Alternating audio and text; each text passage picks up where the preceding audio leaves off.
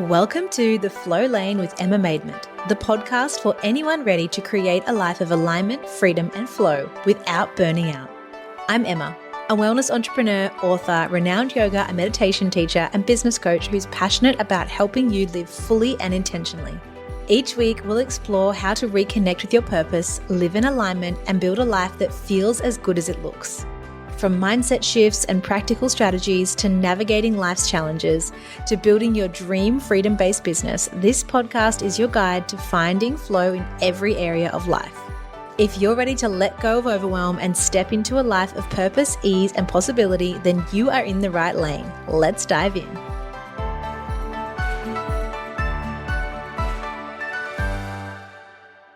Hello and welcome back to the Flow Lane podcast. I'm your host, Emma Maidment, and today I have a special interview episode to share with you. So today's guest has spent over 2 decades shaping the wellness narrative for women in Australia and also the UK. You've probably read her words, followed her work, or heard her voice. But in this episode, we're going to go even deeper than the headlines. None other than Felicity Harley joins me in this episode, the former launch editor of Women's Health magazine, who has held top editorial roles at Cosmo, Clio, whim.com.au. She's worked with Dolly. I think you've probably read her words in every era of your life so far. She's interviewed over 800 wellness experts for her award-winning podcast, Healthy-ish and Extra Healthy-ish, which she did as part of the Body and Soul brand. And with one of those experts happened to be yours truly. Twice we actually got to speak, which was such an honor. And she's the author of Balance and Other BS. But her newest chapter is perhaps her most powerful yet. She's currently writing a book asking the bold question, why are women so unwell? After years of listening to experts and living the experience herself, Felicity is pulling back the curtain on wellness culture, gender gaps in health, and the silent pressures we place on ourselves. We talk about all of it, from radical sabbaticals to burnout, motherhood, ambition, and what it actually means to be well today as a woman. This one will have you nodding, questioning, and maybe even rethinking your own definition of success and self-care. Grab a pen because you're going to want to take notes. Let's dive in. Welcome to the podcast, Felicity. So excited to have you here today. Oh, thanks for having me, Emma. It's very weird to be on the other side after I had you twice on my podcast, I think, didn't I? Yeah. Yes. And I was on your side. Yes, I know. It is interesting, isn't it, when we flip these roles? So you used to run the infamous Body and Soul Healthy-ish podcast, which was a much shorter format. So I really commend you for that. If anyone's listened, you really you ran a tight ship there. Yeah, we did some between 7 and 15 minutes. So, yes, we just had to go bang, bang, bang with the questions and straight into the answers. But it's nice to be able to have a proper conversation with you. Yes, absolutely. And I think, the skill that you have to keep it under 7 minutes, that shows your actual years and decades of working in media as a trained journalist and a professional, as opposed to those of us that just get on here and yap. So it's definitely... Yapping is good. It's definitely a skill, but you yourself, you've been in these very high pressure, influential media roles in Australia for decades now. That's seen you through... Make me sound very old. Thank you. No. Trying to give you some credibility. I know. She's the GOAT here, guys. Like, we're speaking with someone who has, I guess, in a way, you are behind the scenes of a lot of different people's successes. Media really gives a voice and a platform to so many different people, brands, and ideas. So how has your definition of success evolved as a woman from where you started, however many years ago, I don't have to put a date to it, to where you are now and what you've seen through that landscape? Yeah, well, I mean, just to give you a bit of a time frame, I did start obviously studied journalism at university, but I started in circa 1998, so last century. Worked through for girlfriends, worked overseas, I've done all of those magazines, Clio, Cosmo, and then ran Women's Health for 9 years before moving into digital and then podcasting. So I feel like I've been around and I've experienced it all. And if I think back to how I defined success back then, I never actually wanted to be at the top. Like, I never left uni and thought, I just want to be the editor of Cosmo or Clio.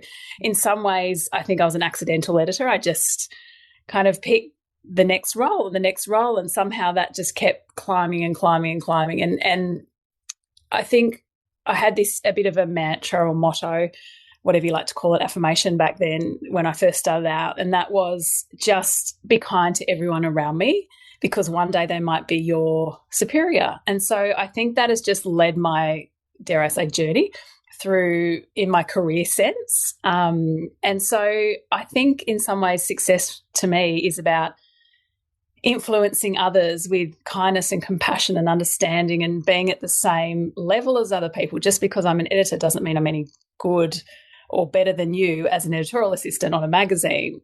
I might have just had more experience in life, and so I can speak from experience rather than dictate what you should and shouldn't do. Now, I'm not sure that's perhaps, as I'm nearing 50, that is perhaps more my philosophy now. I mean, I don't know if I was like that back at Cosmo and Cleo. I'm sure others around me might disagree.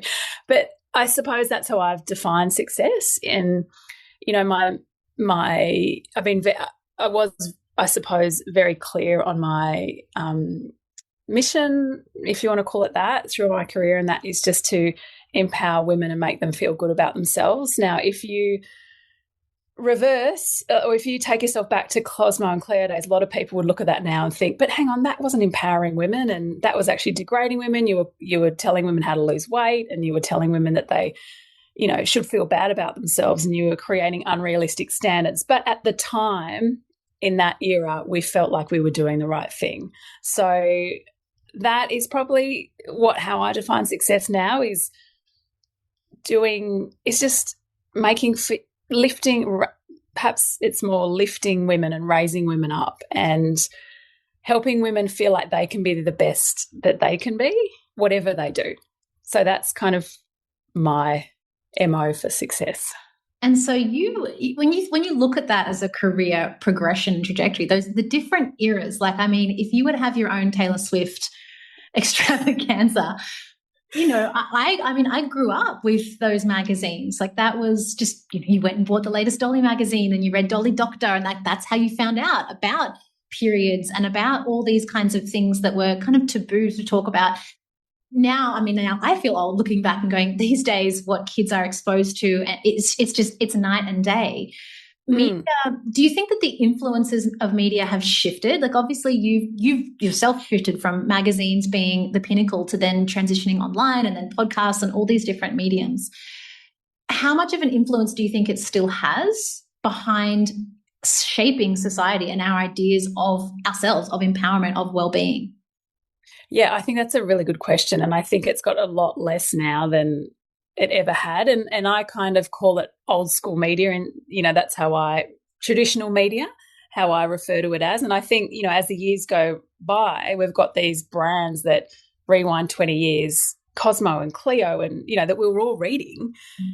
They don't even exist anymore, some of them. So I just think I think there's pros and cons in. I think it's sad that they've gone, that they don't shape as much of the zeitgeist as they used to. But in some ways, I think it's a good thing that we've got so many other voices in there and so much more diversity, and you can find your people on social media if that's what you're looking for. So, yes, there's part of me that's perhaps more nostalgic, but there's another part that I think, great, we've got so many more influencers out there and so many more voices, and we can find out the one that we actually belong to. But I do think the big media, the big, whether it be news.com.au or those big Sydney Morning Herald or whatever, they still do have a voice, and they still do shape politics, culture. They do still, I don't know if that, maybe it's not the shape, maybe just help massage it into or amplify what is being said through social media. Perhaps that's more. Do you still read? Yeah, it's quite interesting because as someone, I guess, on the other side of that, so I come from a PR background and then transitioned kind of into my own brand and books and all the things. Yeah. I guess I see media as a way to aid in credibility. If you're able to get on a media platform and share your story, share your point of view and whatnot, it gives you this borrowed audience and this borrowed sense of if it's a credible outlet, which, yeah, that's, I guess, based on someone's perception and perspective, whether they think it's credible or not. But It does. It gives you this borrowed sense of authority. Wow, they're featured in this thing, therefore they must know something about that topic. So I do think it still has a really important place. What I've noticed more recently is this resurgence of people bringing back magazines, print magazines, these limited edition, nostalgic, coffee table pieces. And I often wonder, in the world of digital and AI and how that is now shifting to, do we know if that person is real or are they an AI influencer? Do we know, what was the motive behind that? I wonder if we will see this return back to, well, if it's printed, then it must be quote unquote true or more credible. Do you think that that's possible, that we'll do a full 180? I mean, I agree. I think there is a bit of a resurgence in those. And actually, I noticed that when I was in Europe about 2 years ago, that there was a lot more magazines around, and that people were reading them. Now, they might not have the mass circulation. I mean, in its day, Women's Health circulated 100,000 copies a month. And, it would probably only do, I don't know how much it does nowadays, but you probably are getting more niche ones in that sense. What I will say, though, about traditional media is that there is a level, you do have to hit a level of, well, back to your point of credibility, like you do have to fact check, mark off your sources, provide your sources. Like there is that, whereas you won't get that as much on social media. So it is more trustworthy. It has to, your story or your podcast has to go through a bit of a rigorous process before it's published. So that, I think, is really important, that we're not getting when we're just scrolling social media, unless we're following a bona fide expert. Yeah, which is easy to also fake these days. Exactly. Oh, it just scares me, the whole world of AI, and scares me but excites me. And I think it's one of those things, we don't know which way it's going to go. No one could foresee. The beginning of my career, I wanted to be a journalist, and it was at that time that I was deciding, do I do journalism school or do I do this public relations degree at RMIT? And it was when I started seeing the decline of, like, journalists were losing their jobs, and it was kind of at that time where things were massively shifting in the media landscape. And I went, I might go the other side of the fence and kind of hedge my bets there. But what you were just saying then about the lack of ethics, there's a lot of ethics in journalism. And, like, as you said, you have to fact check, you have to prove a lot of things. In PR, that doesn't really exist. And so then we bring into that the age of influencers and the age of everyone's an expert on their topic if they talk about it enough, and get people to believe that they are the expert. It's very interesting to go, okay, well, how do you actually know what's true? And I think, something that's really interesting in your work is, particularly in this health and wellness space, how do we actually know? Because we can pull out a study that proves pretty much any point that coffee is good for you or coffee is bad for you. And the headlines will bring people in, and the machine will continue to feed, I guess, where the advertising is going. How do we actually know what is true wellness? Like, how do you, as someone who has seen behind the veil of how all of this stuff works, from decades of experience, from your own wellness journey through motherhood, through everything, how do you actually know what actually makes your life better? How do you define well-being for yourself, and how do you uncover what those things are?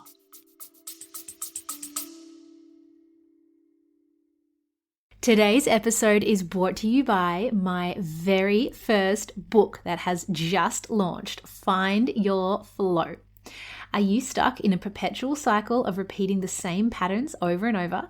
Do you know there's more to life than just following what you should do?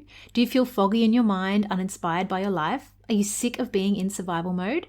Let go of your addiction to friction and drama with this practical personal development guide to freeing yourself from limiting beliefs. Learn how to respond to life rather than react, and move from surviving to thriving with me. I am so excited to release this book baby out into the world. Find Your Flow is available for pre-order now. Head to the show notes to grab your copy. Well, I think I've got one answer to that question in a sentence, and it is trust yourself. Your own sense of intuition. And I think in all the study for every, like, you're right, there's a study. If you want to prove that coffee will make you sleepy, you can probably find a study. We all know that's bullshit. So, right. But I think through all of this, through all the studies that are being done, that are being served up every day in the headlines, through all the experts out there, I mean, at the moment, my head is like deep in perimenopause because I'm kind of going through that, well, just starting. And you can find anything you want about perimenopause that will back up anything you're feeling. But so what is the truth? And I think that just comes, I think through all of this, you've got to have a study for everything. We've lost, well, perhaps we're ignoring how we actually feel and how it's actually working for us. And that's how I perhaps define my well-being. Try lots of things, see what works. So maybe try the coffee and see if it puts you to sleep. It doesn't work. Try all the things and then get clear about what works for you. So I'm all about knowing your own levers and knowing when to pull your own levers and just being truly in touch with and checking in with yourself. And so I used to jump in the pool every morning with my son because he wanted to do the cold plunge. And after 6 months, it just wasn't, I was just like, I hate it. Like, it's just not working. So because everyone else is doing it, I'm trying to do it, but I actually don't enjoy it. I enjoy it because it makes me jump in with my now 12-year-old son and have that, small enjoyment with him. But that's not really, it wasn't making me feel good every morning. So I suppose you just have to come back to, okay, asking yourself questions whether that works for me. Is that what I need right now where I'm at in my life? And what might have worked 5 years perhaps doesn't work today because of where I'm at hormonally or where my work, where my mental load's at. Or so it's the constant check-in for me and the constant asking yourself, and I know you believe in this as well, like, just where's my body at? Like, it's such a cliche, listen to your body, but I just don't think we actually do enough. And I'm saying this to myself when I'm reminding myself, why have I got that ache in my shoulder again? Why is that, I get a little bit of psoriasis when I'm stressed. Oh my gosh, it's popping up again. Why is it there? What's not in flow in my life? That. So that's probably my barometer when it comes to wellness. And so if my psoriasis is popping up again on my knees, what levers do I need to pull? Because I know that's autoimmune, stress-related, what's causing that stress in my life. But that takes time to, and I'm a big journaler and note taker, and I love looking back and saying, oh, yeah, I used to do that. I'll try that again. Like, I'm like the ultimate guinea pig, I know, but that's kind of where I'm at in wellness. And actually, it's interesting because when I first started working on women's health, so that was 2006, and we would go out. This is when health was still in the doctor's office and was all about prevention. And before we launched the mag, I'd go out and into all these advertising companies and sell women's health as a lifestyle brand. And all the advertisers were like, oh, we don't care about that. Go to Band-Aid and go to all these like Codral or whoever and ask and go and get advertising from them. But we would get up and we'd go to Adidas and car companies and all sorts of places and go, no, this is actually a lifestyle brand. Health is about a lifestyle. So it's been really interesting for me to see the wellness industry evolve, particularly over the last, it's nearly 20 years now since that launched, and how it's changed from prevention to lifestyle. And I actually think it's probably shifted too much into a bad place, and we're forgetting about what wellness actually is. And wellness is sold so much these days as, well, let's go back to the cold plunge, I'll just use that as an example, as doing all the things, taking all the things, whereas for me it's not that. It's 3 basic things: sleep, movement and nutrition, and connection, time with people who are important to me. And that for me that's wellness. Is that what's led you to write this second book? Yeah, so I think it's on Healthy-ish. Over 4 years, I interviewed over 800 experts.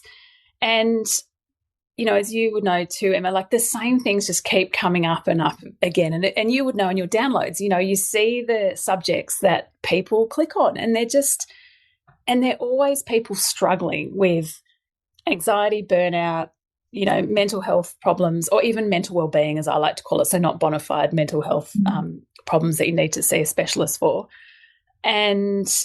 or they're overwhelmed and they're just the basic health things. And so I she's a mentor, and she worked with me on my first book, and we'd done up a whole pitch for a different book, and I kept reading all these books from overseas about the history of women's health, and I'm passionate about women's health. I've actually done my master's in women's health in public health, so that's like my passion. It's just all these, I suppose all these things kept coming at me, like women are struggling, like women are feeling unwell, and we shouldn't really be feeling unwell. I believe we should, look where we live. Look where you live, but look at our, majority of us, majority of people who are in my communities have a roof over their heads. They have, they've got food, they've got an education, they should be feeling well. So where are we going wrong? Because if you put the social, I don't know if you know about the social determinants of health, and they're the thing that I just can't remember. Oh, see, this is my perimenopause brain coming in, where I was like, who put those together? It was at the WHO. I can't even remember right now. But anyway, someone. And they are the thing. They are the factors that will determine your health. And they are things like socioeconomic status, education, access to good food, where you live, community. And these are all coming into play. And the majority of people that I was talking to in my community, they should be healthy if you go by those worldwide social determinants of health. And so then that's when I started digging into, well, why are we feeling so unwell? What are the reasons? And there are many reasons. And, and I'm only starting to write this book and pull it together. So I'm still got to go deep into certain topics, but we have a patriarchal system, a medical system that still exists. We have gaslighting. We have medical misogyny that still exists. We don't have enough research into all these common women's health problems like endometriosis, PCOS. We've got a wellness industry that's selling us what we should look like and how we should be acting, what we should be doing, but that's really not making us well. That's just actually perpetuating the problem that many of us feel unwell and why we feel unwell. So it's just kind of picking apart why we're so unwell and taking the blame off us as individuals, because I think as women we so often blame ourselves, whereas there is so much going on out there, capitalism, that is actually contributing us feeling unwell, when if you really strip it all back and say, okay, how's my sleep, how's my movement, how's my nutrition, and how's my relationships, that is what you need to work on to make yourself feel well. So that's kind of it in a nutshell. I love that. And, I think to your point of the ice bath, right, what we were speaking about before with studies, most of the studies on the efficacy of ice baths and how important cold therapy is have been done on men that have a very different hormonal system to women. I know for me, my most recent period was pregnancy and birth and all of that. And when you look at trying to back things up with studies, there aren't that many, because what pregnant woman's like, you know what, I'll jump in a cold plunge and tell you how I feel and you can research me. They're like, no, I don't want to do that. Why would I want to be studied? So it's such a tricky thing to try and back up. And I think what you've identified there is, it's a big part of my book and my work as well. Is like, let's bring people back to themselves. Like, let's actually strip away the noise and the media and the social media and all the stuff that pulls you away from yourself and makes you give away your power, and bring you back into who am I, what actually works for me, and can I develop some sort of internal system for figuring that out, for knowing if that is or isn't for me. So for you, as someone who's experienced, has shaped really the peak of the wellness scene. Like for me, it's been fascinating to be a part of that and to work with brands and to do what I've done from my side of it. But from your side, as you said, you started pitching to advertisers and they're like, go and get a pharmaceutical company. This isn't a lifestyle brand. We're not. Yeah. And now, look at how much money these companies, I can't remember how many trillions of dollars the wellness industry is worth, but it's an unfathomable amount, because of leggings and joggers, and now everyone's wearing, matching sets and drinking matcha lattes and doing Pilates, and it's just such a whole vibe, and that lifestyle is being presented in a certain way, which then makes people think, well, if I look like that and I do that, then I'll be well. So for you bring it back to those 4 pillars, but has there been, you touched before that you're a journaler, and I love journaling as well. Has there been these core practices or traditions or things that you've done to actually refine? It's almost like a muscle, self-awareness, that ability to keep coming back to yourself when it looks really glamorous to just go and do the Pilates matcha thing, not knocking that if that's your vibe, but that might seem, like, oh, I'll just go and do that. And that's my, hashtag I'm a wellness girly. Yeah. What are the things that you do to dull that noise and bring you back to a sense of knowing who you are and how to actually support yourself to be well? Yeah. And look, I buy into the wellness industry. I'm not going to lie, like I do. And so that's the conundrum, and that's the 2 sides of the face that I have, because I love all that. I do like some of that. I wear a Whoop band and I love all that, and I like the metrics and I really get into it. So I'm not knocking it because I'm here for it and I try it. It's just about finding the balance. And yeah, as you say, remembering those things that I come back to. And I think for me, I've always been there's a few practices that I'll do daily, weekly, that I've done for a long time. And running is kind of my happy pill. And I do it for mental health. And obviously the physical health is important, and that's a lovely byproduct of it. But if I don't go for a run or do that, if I go for 5 days, everyone in this household knows, go for a run, mum. So I've been running since I was 15, so that's something that's been a long stay. And yoga is my other, that's kind of my yin and yang there. I do practice yoga probably twice a week. I went this morning with a friend of mine. So that's the other, they're kind of my fitnessy Zen things. The other thing I do is I do journal. I journal every night, and I read a lot. Like, I love reading nonfiction books, and I'll go into holes where I really like people. I'm in this hole with she's a Harvard psychologist. Her name is Dr. Ellen Langer, and she is amazing. I think she's in her late 70s, and she's just studied mindfulness. Have you come across her? No, I don't think so. No, you would like it. You would actually like really like her. Yeah, so she's studied mindfulness for years, and her belief is mindfulness isn't just sitting down and meditating, it's actually being mindful in the moment. I mean, you've spoken about this, and noticing something that you've never noticed before, that you think you knew but you didn't really know until you noticed it. So I'll go deep into someone's kind of work in that, like someone who I actually really respect, who's probably more of an academic, not all the time, and at the moment, like, I've read her book, I'm just devouring every single podcast she's been on, and then I'll just make notes about, in my journal about things that really speak to me from what she said. And I'm about to move to Melbourne in a couple of months, and she talks a lot about decision making, and she's got this famous line about when you're deciding between a decision, you could almost choose either one, but which one you choose, you make the decision right, not make the right decision. And so for me, maybe she landed in my feed, in my ears at a really good time.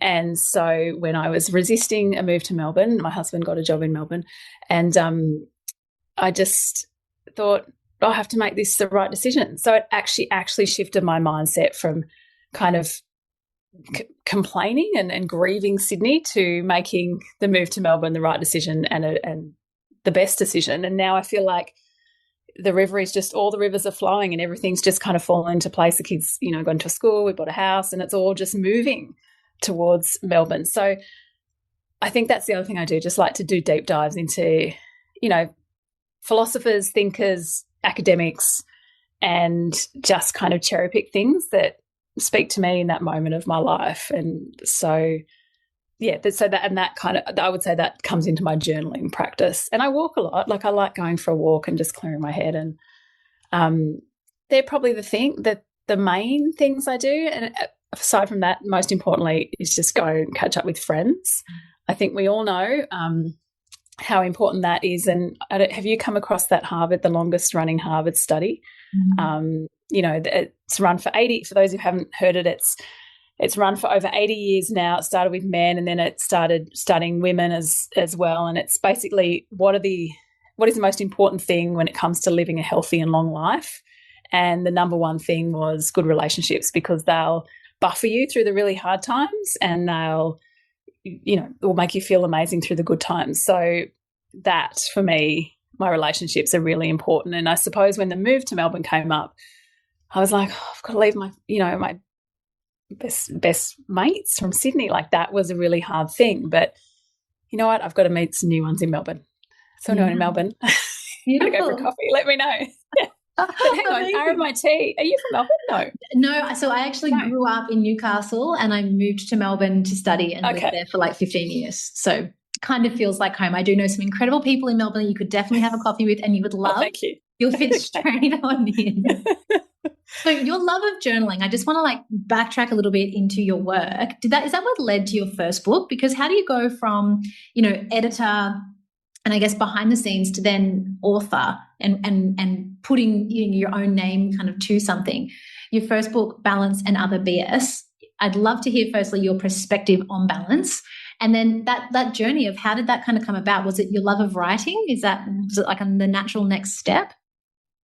Yeah, so no, I don't think balance exists. I think we're sold this idea, and the wellness industry sells us this idea of, that the perfect, and I do this in air quotes, woman should be balanced. She should be doing yoga in the morning and drinking her matcha, and then dropping her kids off to school, and then, the house be perfect. And, and I think social media particularly sold us this idea of, if we want to be well, then we need to look a certain way and feel a certain way. And I just don't think that's not true. Like, we can't have everything all of the time. And I think, you said this, and I have the plate analogy, like it's spinning plates, and one drops and one doesn't. And you need to shut down social media and just come back to what keeps you balanced. And sometimes it might be all hell breaking loose, and that's okay, and you just have to ride that out. And then, you know what, one week you might actually feel really balanced. So yes, that was a fun book to write. So how that actually came about is really quite bizarre, because my husband played professional AFL, and he wrote a book when he finished, and Andrea, who, shout out to Andrea, she's like my mentor, she worked on his book, and then she went, she just went off by herself, and she's an agent and editor, and she shapes books, and she works with some great people. And she actually ran into Tom at the airport once and said, I've been meaning to get in contact with you. I want to see if your wife would write a book. So, and weirdly at that time I was working at Women, which was a website that now no longer existed. It closed in COVID. But I wrote an article for Women called Why Balance is BS, and it absolutely went bananas. Like, it just, thousands and thousands of people read it. And I think that around the same time, it might have been the same week, and she called me and I said, well, actually, I have an idea. I think I should write a book about women trying to do it all and have it all and feeling like it's their fault. But that we should not be thinking that. So that's kind of how that one evolved. So kind of organically in some ways. I never really thought, I want to write a book. It was always like, oh yeah, that'd be fun. But so that's, sometimes these things just happen. You're in flow. Yeah, flow, exactly. So on that topic though of having it all, right? If you zoom out to this conversation, it's like, well, have you had it all? Because you've had this incredible career, you have children, you have a husband that's, got his own thing going on. You've got the friend groups. What does having it all then mean to you in your own context, and what journey have you been on with that? Yeah, good question.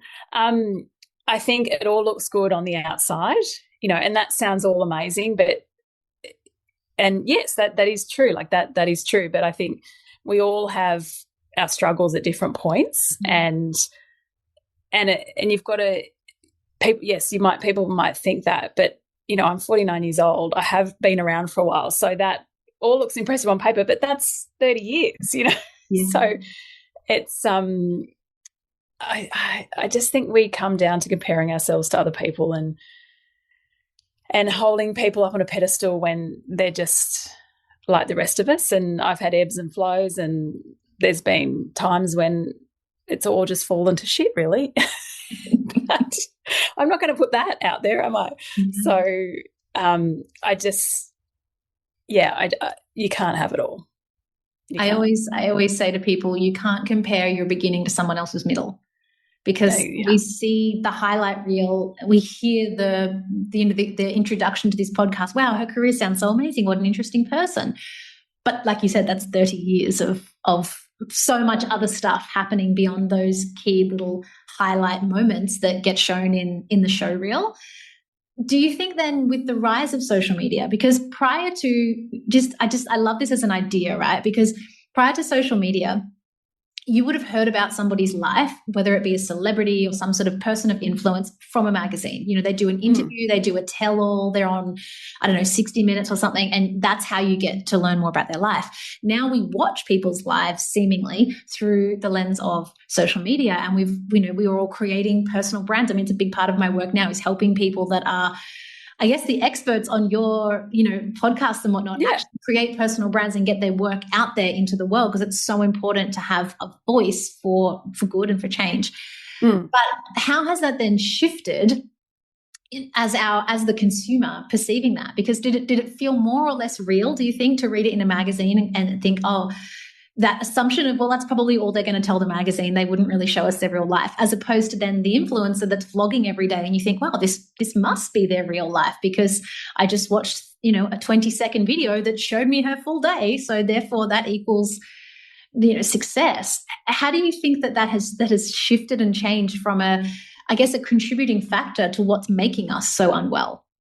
I think, if you just find success in, let's just talk about career success, and the people who are truly successful, I think, do the hard yards. Like, they do hard work. Like, it takes work to get to the top of your game. Like, you're not, like, and I'm not saying that that I worked harder than other people, but, I was in the office a lot till 10 o'clock at night, working. And if I look back on that era of particularly Cosmo and Cleo, I worked so, like, I went weekend, like, I worked and worked in the office, and I probably neglected friendships because of it and neglected other passions because I was in there.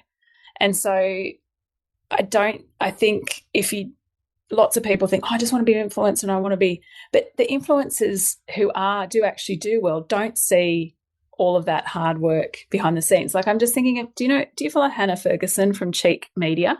Yes. Yeah. Now, I think she's a great example because she looks like in many ways that she's had overnight success.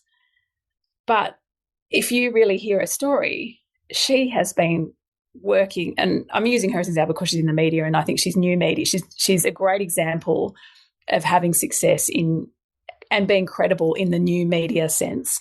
And she has worked so hard to get where she's gotten. But if you just follow her Instagram, you'd think, oh, yeah, that's easy, I can do that. And you can, but you're going to have to do more than 5 hours a day on that. You're going to have to do like 10 hours a day. So does that answer your question in some ways? Maybe this is something I tell my clients all the time, because it's this perceived thing of, well, that person came out of nowhere, or they did one post and they went viral, or one podcast changed everything for them. And it's like, well, it's true. One conversation, for me, I got my book deal. I sent one DM because I knew the publisher I wanted to work with, and I just DM'd her on Instagram and we had a conversation and boom, there's the book deal. Now that seems effortless and anyone could just DM anybody and da-da-da. But it was 10 years of freaking writing for Body and Soul and all these magazines and doing all of the reps to get to that point where I had the skill to be able to write something and something to write about, because who I was 10 years ago what the hell would I have said? And even now, when I got the book deal, I was like, what do I even know? Who am I to even talk about this? Because talk to me in 50 years. And that's, we always think I need more credibility, more time, all that stuff. So I do think that it is interesting, that idea of the overnight success. And what we don't see, I always say to people, it's the stuff that you do when nobody's watching. It's those reps. Nobody walks into, I love sport as an example for this, because right now I'm currently obsessed with Formula One. I watched the Netflix show Drive to Survive. Oh, yeah. Now I'm a Formula One fan. And I am like, these guys are firstly the pinnacle of masculinity, but they are obsessed. And number one is it. And number two, number three, nobody cares. There is no zero Fs given for second, third, doesn't matter place. It's number one or nothing. And that drive and commitment and the attention to detail and doing the reps and sitting in this simulation with them, like that to me is like, wow. So yes, anybody quote unquote could do that, but are they actually willing to put in the reps to get to that point? Probably not. And that comes back down to knowing yourself. Are you going to actually sit there and go through that in order to get the desired result? Even writing a book is a process like that. It's all good and well to say, I've got this idea to write a book, and they go, great, we'll have 30,000 words on that one topic. And you're like, yeah. I mean, you're probably in that right now of if you have to do the reps. No one's got a camera on you filming the glamorous parts of you with, probably a cold coffee sitting there going, oh my gosh, I'm obsessing over till midnight. And yes, actually you're so right. And sport's a great analogy. Obviously I'm surrounded by sports people and my husband in particular, but my son is just AFL obsessed, no surprises. And his dream is to be an AFL player. And he's actually he's obviously, I think he's got some talent there, but ever since he was 5 years old, he has been outside every morning throwing the rain, hail and shine. He's out in his pajamas in the middle of winter, throwing up the ball and marking and handballing. And he has done that, and he's nearly about to turn 13. And every year he's won his best and fairest. He was actually ranked first in the state, and so he's been a great example. And I love when you look forward to this, Emma, when you start learning things from your kids, because I'm so proud of him because he's put in so much work. And often parents, when he won the best and fairest, and I sound like a proud parent, and I am, but when he won the best and fairest, everyone, lots of other parents are like, oh, his dad played footy, of course he's going to be good. And of course he's going to make it. And no, that's not true because, and I often say to them, he's out there every morning at 6:30 throwing up the footy, and that's why he'll make it, because he's got that drive, he's got that perseverance. And he can back it up with skill. When no one else sees it. And that you can have all the talent in the world, but you've got to have that mental drive and that other bit that's going to get you over the line if you want success in whatever your career is. Yeah, it's so interesting. I had Paul Roos on the podcast talking about his journey. I did say that, yeah. And it's so fascinating because obviously there's lots of people that have talent, but there's those little secret pieces, almost the obsession with that being 1% better, 1% better. And it's the same in business, entrepreneurs. You have to have that ability of almost obsessing over it to make it just that 1% better, 1%, and it all compounds over time. And then it seems like an overnight success. Then it seems like he got drafted out of nowhere, but he'll back it up, which is, it's amazing. And you are allowed to be a proud mama. Oh, I just never want to be that parent. And I just totally was that parent, but I just thought that's a great example because I was seeing it happen. No, 100%. So all of this, we're speaking about these pillars of wellness and success is, which I think is very much intertwined because, if you look at it even from a business point of view, you often see people that maybe get a huge success either in their business or in their career, and then their health completely leaves the building and suddenly none of that matters. I remember one of my first private clients teaching meditation was this very, very, very successful criminal lawyer in Melbourne. And I was in his mansion, like the biggest house I've ever seen. I was like, didn't even know this place existed in Toorak. And he's like, I've spent, my whole life arguing with people. My kids don't speak to me. I'm divorced like 3 times. My only pillar of success was, is there a new Mercedes at the end of this case or whatever it is? And now he had stage 4 cancer. Now I'm dying. And what the F does it actually matter? And your job is to help me let go. And I was like, okay. And it was such a defining moment for me of being like, wow, this is someone that on paper you would see as successful, materialistically wise, but all those pillars that you're talking about were missing from his life. He was only focused on that one element of success, and then it all got stripped away. Now, thankfully, he lived. It's a happy ending to that story. But when he first closed his eyes to meditate, he wept. And this is a man that I imagine represented some pretty hectic people in a courtroom, knowing kind of a little bit about his professional background. He just wept because he said it was the first time ever he's actually experienced a deeper connection with himself beyond all the external stuff. And that to me was just such a moment in my own career of going, it's so important to get quiet and connected back in, and it's confronting and it brings up a lot of stuff. But when we do that, that is when it, this well then of exploring these other areas becomes possible. Okay, maybe I should look into my sleep. Maybe I should be having better connections with people to form, what is this overall wellness life? Kind of a weird segue, but for me, a big part of that is travel, is connecting with other people, is being in different spaces, and is a different perspective. So him closing his eyes and doing something like meditation, which was completely out of his day-to-day life and comfort zone, completely life-changing. For me, when I first traveled overseas, I was 16 years old. I somehow convinced my parents to let me go and volunteer in an orphanage. I do not know how I convinced them. But where was that? In Cambodia. But it was life-changing because I was at that point of kind of being a bit of a 16-year-old teenage brat. And it gave me this complete perspective shift on life. And it was like this shake up. And for me, every time I go to a new country, every time I'm in a new culture, it's like that man's first experience of meditating. It shifts my perspective on everything else, of what's important, of who's around me, of all that kind of stuff. So I think a part of what makes us well, in my opinion, is also that travel and being exposed to other ideas, but also taking time out of what we get caught up in that rat race. You'll probably experience this when you move into Melbourne. It's like this complete shift of what's important, what we prioritize. So you then started this kind of other project, along with everything else you do, called the Radical Sabbatical, which, when you look at the big picture of everything that you do, it makes total sense. It fits into, your message perfectly. That's my PR girly being like, yes, tick. But I like that. Thank you. that went viral. And why do you think that hit such a nerve with people? Yeah, well, I'm working with a small group adventure travel company called Explore on the Radical Sabbatical idea. But first, I want to just touch on your point about the importance of travel, because I'm like you. I moved overseas when I was 17. I finished school at 17 and lived in the UK for a year. Came back, lived in Canada.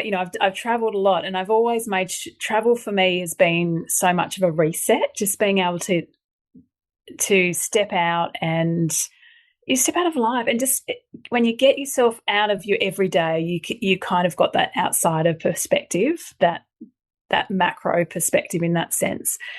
And yeah, when I started working with Explore on this whole radical sabbatical idea, I love what they stand for. Firstly, let me tell you about this research that they've done, which I think is really interesting. So they basically looked at, it's a global study, but they looked at a bunch of Aussies, I think 2,000 off the top of my head, and they found that 60% of Aussie workers are stressed in their jobs, and 1 in 3 say their role doesn't allow enough time for rest and recovery. And 72% said that they agree that a radical sabbatical should just be a standard workplace, part of the workplace agreement. So I think this just shows that so many of us, and this is just another study backing up many studies that already prove that we're stressed, overwhelmed, that we need a break. Now, the whole idea of a radical sabbatical is taking a long period so stepping outside of your life, so pressing pause. So it's anywhere between 4 weeks and 6 months. Now, so I love that. So it's more than just an annual leave, your 2 weeks annual leave, and that's what. And actually, I wrote about this in my first book, the importance of finding the mental space and how travel provides that for you. And particularly when you're a mum of kids, I think you need to go and do it by yourself and spend time with yourself. But often 2 weeks isn't enough, or even a week. Like, I just went to Thailand for a week and it was amazing. And I'm not discounting how lucky I am to be able to travel to Thailand, but it just wasn't enough to switch off and really have that rest. And I think, we do. When we're 18, so many of us do our gap year, we go overseas and we work, and then we work for 40, 50 years, and then we have retirement. And we're retiring later, we're working longer. So all those bucket list trips that you wanted to do in your retirement, you're just not, A, we might not be healthy and well enough, and B, who knows what the world's going to look like. Well, my retirement's probably a bit closer than yours, Emma, but, who knows what it's going to be like. So, yeah, this whole idea of radical sabbatical, I think, is great, and it's about planning it. So, I mean, you are kind of living the ultimate radical sabbatical in some ways, which I've loved watching you and your journey over social media. Like, I've really enjoyed watching you do that, and I've watched enviously of you as you've done that. But I think, yeah, like, travel's important because you get out of your everyday, you press pause on whatever you're doing, and you go and immerse yourself in a different culture, and it exposes you to so many different, you get out of your head and get away from your mental load. And I'm sure you've got it to a degree over there as well, but you experience how other people live and how other people eat and what other people do, and it just opens your mind and broadens your perspective. And for me, it really helps me appreciate what I have and have gratitude for that. And I think that's really important. So, yeah, so when just, I don't want to plug Explore, but I really, I do want to plug Explore, but I don't want to go on about them, but I just love this whole campaign and what they've done, and they do trips all over the world, and I'm coming over to do a trip next year in the Dolomites with my sister. Yeah, we're doing a cycling trip. So I just think you come back from these trips, and further to their research, they found that 76% of people felt more positive about returning to work. 1 in 3% had this renewed sense of purpose. And I think it's really important and you can take kids with you. Like, it does. I was thinking, for those who are listening and thinking, oh yeah, how can I do that with kids? Take them with you, like you did. Plan it. It's not going to happen tomorrow. You just have to put it in. It can be 3 years, 2 years, or you can string a few trips together, or there is a way to do this. And it does sound like a privileged thing to do, but it can be done. And I think it's important for not only your well-being, but for your family and everyone else to plug that travel in. I think it's actually incredible to watch with kids, because so many people thought we were crazy. When we got on that plane, my youngest was like 11 months old, 12 months. He just turned 1. I think he was very young. The flight was not fun. And my eldest was 3, and everyone's like, they're not going to remember this. Like, what's the point? Wait until they're older and they'll actually appreciate it. Who told us that? Just because we didn't grow up traveling at 2 years old doesn't mean that they're not going to remember it. And I see the impact that it's had on them. And the last trip I actually did solo because we've got a base now here in Greece. And they're asking, Mum, when can we go to a different country where we want to see a new country now? And I'm like, oh my gosh, like, actually so amazing. And there's like the way that it has expanded their minds. And I think it's almost taking this idea of this radical sabbatical and making it their normal, so that as they grow into their lives, in their careers, whatever it is they choose to do, they'll have travel as this very normal thing. Of course, I'm going to go there and do this thing, and it's not big and scary, and it doesn't, I think we get overwhelmed in the planning phase of like, there's so many options, and I could go here and I could go there, and I got to spend 6 hours on Airbnb, and I kind of get that. But also, once you get on the plane, all those silly things just become trivial, and you're just in the moment. And there's so much, you meet someone and they tell you about some restaurant, and that's how you end up there. You're not researching it for hours. You're just in the flow of meeting people and being immersed in culture. And it gives you such a different experience. So I'm not affiliated with this campaign, but I should be, because I think the idea is amazing. And I think, when you expand your mind, it's what it's all about, right? It's getting you out of it's rewiring in a way your everyday normal of, this rhythm, this routine that we get into. And routines are important, and they are an important part of well-being and all that stuff. But sometimes when you just shift it up, and it's incredible what can come from that, the ideas that spark, the creativity within yourself, the willingness to try new things, it really does, I think, impact your overall well-being and your confidence, all of those kinds of stuff. You've got to navigate a flight getting delayed last minute, or pivot to this place had something happened there, we've got to go here. It's just such a beautiful world to be in. Like, we are now just like, yeah, you asked me before off air, are you coming back to Australia anytime soon? I was like, I actually don't think so. Yeah. And I think back to your kids, I mean, the brain development, it's so important, from 0 to 7 or 0 to 8. So even though they might not remember it, it's still having some impact on how they're going to. They're speaking Greek. It's crazy. Well, there we go. Yeah, and I agree. I think we do get stuck in routines, and they're important, but often you don't even stop and think, well, why am I driving to work this way? Why shouldn't I drive to work that way? Because that would just bring a different perspective to things. And actually, back to my Harvard psychologist I'm a bit obsessed about, Dr. Ellen Langer, she talks a lot about that, like about the importance of changing perspective and seeing things from different situations. And everything has what you might see something in one point as one, in one way, but someone else will have a different point of view. And I think that's what travel brings. It just opens your mind and makes you realize that there's a world out there, and perhaps the things that you're worrying about today probably don't need to worry about them as much. That perspective is everything. So I could talk to you literally for hours, but you've given a bit of an peppered it in a little bit of what you're working on right now in your next book. Can you talk us through, firstly, I think it's interesting to hear your process as a writer, and actually we were talking before about putting the reps in and doing the stuff when nobody's watching. So do you have a process and a routine around that? And then can you give us just a little bit of a sneak peek into what we can expect from this upcoming book? Yeah, I'm a deadline person. I think having, 25 years in the media, working to different deadlines. I've gone from monthly to daily to, hourly actually on the website to daily. So break it down. You have to write this many words a day. This many needs to get done a week. If you don't get it this week, then it goes up next week. So I'm probably a bit like that. I have, in terms of the process, I kind of I've got my ears and eyes out everywhere, just pulling things. I do the structure obviously first and know the areas I want to cover, and then I'm just pulling everything I listen to and just dumping it in Word docs.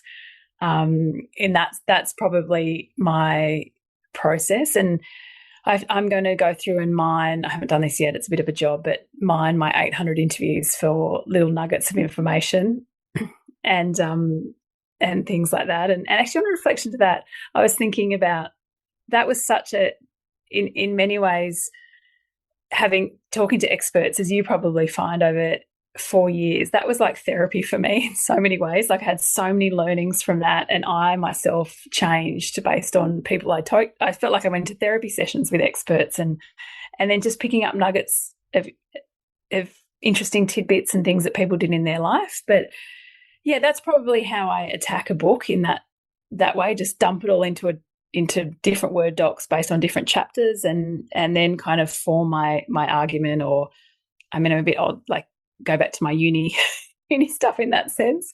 But it's interesting where they are as well, because I think it's so tempting to just go, write me a paragraph on this, and then you see it and you're like, but hang on, that's not what I'd actually write, and is that true? And so I find it quite interesting weaving, seeing what AI says, but what do I know, and what's actually backed up in research, what it's actually on PubMed versus what's AI saying. And so it's added a new element into my research and writing in that sense, which I think is interesting. Yeah, very interesting.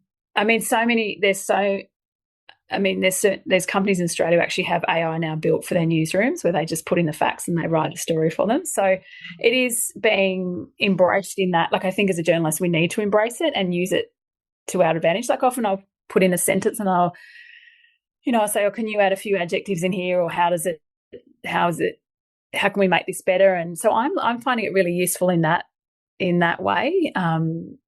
So yeah, that's kind of how I pull it all together. And then I'm just got my Post-it notes on the wall, and I've got my dates. I'm like, right, I've got to write 8,000 words. I've got to write like 10,000 by December, and then I've got to move, and then I'll worry about that next year. So that's kind of my process. But I'm pretty good with deadlines. I've worked to deadlines. So, and if that means I have to start 12 o'clock at night sometimes, that's what I have to do. Yeah. And what can we expect? Well, I'm not sure when it's going to be out yet. So, as you know, books are a long and slow process in that way. They're not just write it and bang it out the next day. So, well, hopefully I really want, my style is taking information and making it digestible for just the everyday person. So I want women to walk away from this empowered to make decisions about their health and ask questions if they don't believe they're getting the right answer, and just being equipped with knowledge when it comes to health and well-being, and perhaps also empowering them to really listen to what they think and not be so overwhelmed with what's being sold to them. Beautiful. I love that, and so needed in today's world. Thank you. We'll have to get you on for round 2 when the book comes out, and we can dive into that a lot more, because there's a lot I want to look at in terms of, you know, the gender sides of things and the inequality there. And yeah, it's such a fascinating topic. But thank you for sharing your story. It's, you know, for me, as you were saying, when you learn from other people, for me, I find it so fascinating hearing people's, you know, origin stories and what led them to make these different decisions and how it's kind of ebbed and flowed. So thank you for sharing yours so beautifully and authentically. Where can the listeners connect with you? Where is the best place to find you? Firstly, thank you for having me on, and keep sharing your journey of Greece, and I look forward to seeing where you end up next. Who knows, you might just buy all these houses around Europe. You can open business retreats and wellness retreats. Just on Instagram is my main protocol at Felicity Harley. Really, that's all the places I am right now. So see, that's it. And watch this space next year. There's another podcast coming, and a new life from Melbourne. Oh, very exciting. Well, we'll put all the details in the show. Yes, through the Dolomites. Yeah. And actually, I will give. If you are thinking about a radical sabbatical, have a great little quiz on their website that you can go on and do, and it asks you personal questions about where you want to travel and what would be your idea, what would be your dream radical sabbatical, and then it suggests trips that you should take. So we can put that in the show notes below. Yeah, it's really fun, and I am going on one of the trips that's suggested. So there we go. Perfect. I love that. Yeah. Well, thank you so much, and we'll speak soon. Thanks, Emma. Thank you so much for joining me for today's episode. As always, please take a moment to rate and review the show. I know everyone in the podcast land says that, but it really does help me to reach more people, and it takes like 5 seconds. So I'd really appreciate you doing that. And then come and tell me, what did you think of this episode? Come and tell Felicity what you thought about it. Jump into our DMs. We're always happy to have a chat. I know there was so much wisdom shared, and I will definitely have Felicity back when the book comes out so that we can dive a little bit deeper into that as well. So thank you so much for lending me your ears, and I will be back with you real soon.